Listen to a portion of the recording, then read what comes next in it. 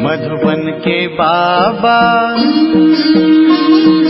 मधुबन के बाबा मुरली वाले, आपका क्या कहना, आपका क्या कहना। ओम शांति। आज 16 फरवरी 2023 के साकार मधुर महावाक्य है।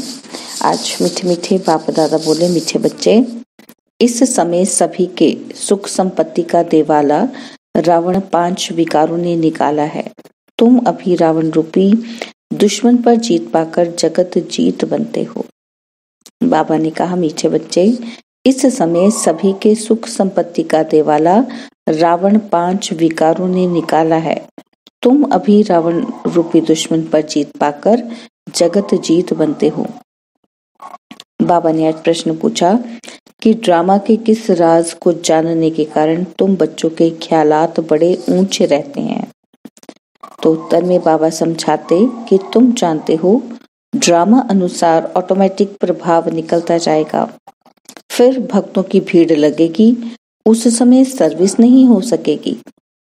और दूसरी बात बाबा कहते, जो बाबा के बच्चे दूसरे धर्मों में कन्वर्ट हो गए हैं वो निकल आएंगे, इसलिए तुम्हारे ख्यालात बहुत ऊंचे रहते हैं कि कहां से कोई निकले जो बच्चा बन बेहद बाप से अपना वर्षा ले। तुम्हें यह ख्याल नहीं रहता कि कोई निकले जो पैसा दे, लेकिन शिव बाबा पढ़ाते हैं ये निश्चय बैठे और बाबा से वर्षा लेने के लिए भागे। मुरली का गीत है, ले लो दुआएं माँ बाप की। ओम शांति। सेवा को सर्विस भी कहते हैं। पहले माता पिता सेवा करते हैं, अब देखो प्रैक्टिकल में कर रहे हैं ना। तो अभी से ही सभी कायदे कानून परमपिता परमात्मा आकर स्थापन करते हैं। तुम बच्चे आते हो, मम्मा बाबा कहते हो, तो मम्मा बाबा भी तुम्हारी सेवा करते हैं। हद के माँ बाप भी बच्चों की सेवा करते हैं। माँ बाप, गुरु, ये सब है लौकिक, और यह है पारलौकिक। लौकिक को तो सब जानते हैं, बरोबर बाप जन्म देते हैं, टीचर पढ़ाते हैं, अर्थात शिक्षा देते हैं, और फिर वानप्रस्थ अवस्था में गुरु किया जाता है।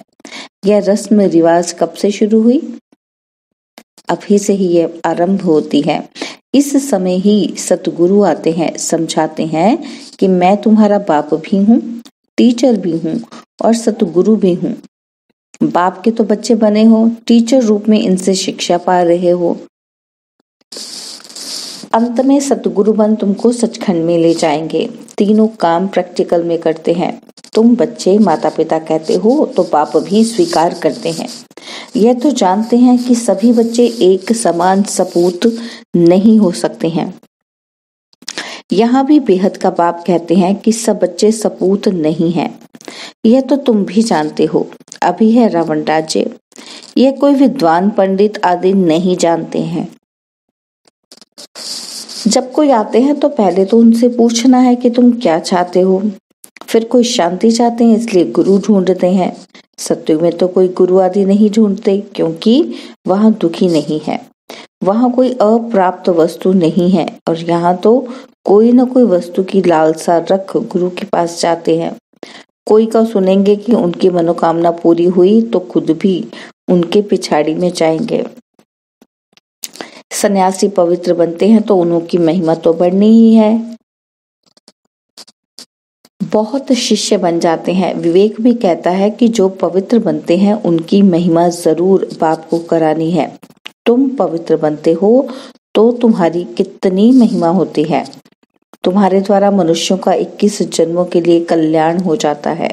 सर्व मनोकामनाएं 21 जन्मों के लिए पूरी हो जाती हैं। यह भी तुम जानते हो। दुनिया में ये कोई नहीं जानते कि परमात्मा कब आते हैं। जगदम्बा कौन है, किस द्वारा, जिस द्वारा हमारी सभी मनोकामनाएं पूरी हो जाती हैं। अब सब घोर अंधेरे में है, यथा राजा रानी तथा प्रजा। पहले कम अंधियारा होता है, फिर कलयुग में घोर अंधियारा होता है। माया के राज्य को घोर अंधियारा कहा जाता है। बाप कहते हैं भारत का बड़े से बड़ा दुश्मन भी माया रूपी 5 विकार हैं। तुम जानते हो इस माया रावण ने सीताओं को हरण किया, अर्थात अपनी जंजीरों में कैद किया। बाप आते हैं इस बड़े से बड़े दुश्मन से लिबरेट करने।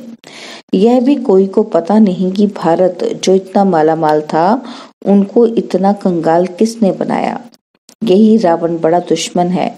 इनकी प्रवेशता के कारण भारत का ये हाल हो गया है। कहा जाता है ना तुम्हारे में क्रोध का भूत है, परंतु मनुष्य समझते नहीं है कि 5 विकारों को भूत कहा जाता है। यह भूत अर्थात रावण ही सबसे बड़ा दुश्मन है। ऐसे नहीं कि मुसलमानों व क्रिश्चियन ने भारत को कंगाल बनाया, नहीं, सबके सुख संपत्ति का दिवाला इसी रावण ने निकाला है। यह बात कोई नहीं जानते हैं। अब संन्यास धर्म को 1500 वर्ष हुए हैं। उनकी संख्या बहुत वृद्धि को पाई हुई है। वृद्धि को पाते पाते अभी आकर जड़ जड़ी भूत अवस्था को पहुंचे हैं। तुम्हारा तो अब सतो प्रधान नया झाड़ है। तुम अभी रावण के साथ युद्ध कर रहे हो। गीता में रावण का नाम नहीं है। उन्होंने फिर हिंसक युद्ध दिखा दी है। बाप कहते हैं कि तुम इन 5 विकार रूपी रावण पर जीत पाने से जगत जीत बनेंगे। अन्य सभी धर्मों को तो वापस जाना है, क्योंकि सतयुग में तो होगा ही एक धर्म एक राज्य। सो जिन्होंने कल्प पहले लिया था, जो सूर्यवंशी बने थे, वही सतो प्रधान नंबर 1 राज्य करेंगे। सतयुग में तो था ही एक धर्म। फिर पुनर्जन्म लेते लेते अभी तो बहुत वृद्धि हो गई है। जैसे अन्य धर्मों में भी अनेक प्रकार की वृद्धि हो गई है, वैसे इसमें भी ब्रह्म समाजी, आर्य समाजी, सन्यासी आदि कितने हैं, वंडर है तो सभी भारतवासी। एक आदि सनातन देवी देवता धर्म के ना सिजरा तो ऊपर से वही चला आता है ना। भारत खंड है सचखंड, जहाँ बाप आकर देवी देवता धर्म में ट्रांसफर करते हैं। यह तुम जानते हो।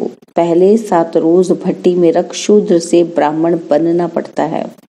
सन्यासियों को तो वैराग्य आता है। जो जंगल में चले जाते हैं, उनका रास्ता ही अलग है। घर बार छोड़ जाते हैं, उनको कोई तकलीफ नहीं है। हाँ, मनसा में तो संकल्प आएंगे, काम विकार से तो छूट ही जाते हैं। बाकी क्रोध आता है, उनमें भी नंबरवार तो होते हैं ना। कोई उत्तम, कोई मध्यम, कोई कनिष्ठ, कोई तो एकदम डर्टी भी होते हैं। सतयुग में भी भल सुखी तो सब होते हैं, परंतु नंबरवार मर्तबा तो है ना। सूर्यवंशी राजा रानी प्रजा, चंद्रवंशी राजा रानी प्रजा, उत्तम मध्यम कनिष्ठ तो होते हैं। यह सभी धर्मों में होते हैं। तो बाप सभी राज बैठ समझाते हैं। इस मार्ग में डिफिकल्टी बहुत है, सन्यास मार्ग में इतनी नहीं है। उनको तो वैराग्य आया, सन्यास लिया, खलास। कोई फेल होते हैं, बाकी जो पक्के होते हैं उनका वापस आना मुश्किल है। यहाँ तो यह है गृहस्थ व्यवहार में रहते पवित्र रहना। बाप समझाते हैं बहादुर वह जो दोनों इकट्ठे रहो और बीच में ज्ञान योग की तलवार हो। ऐसे एक कहानी भी है कि उसने कहा कि खड़ा बल सिर पर रखो, परंतु तेरा अंग मेरे अंग से न लगे, अर्थात विकार की भावना ना हो। उन्होंने फिर शरीर समझ लिया है। बात सारी विकार की है, अर्थात नग्न नहीं होना है, काम अग्नि में चलना नहीं है। बड़ी मंजिल है तो प्राप्ति भी बहुत बड़ी है।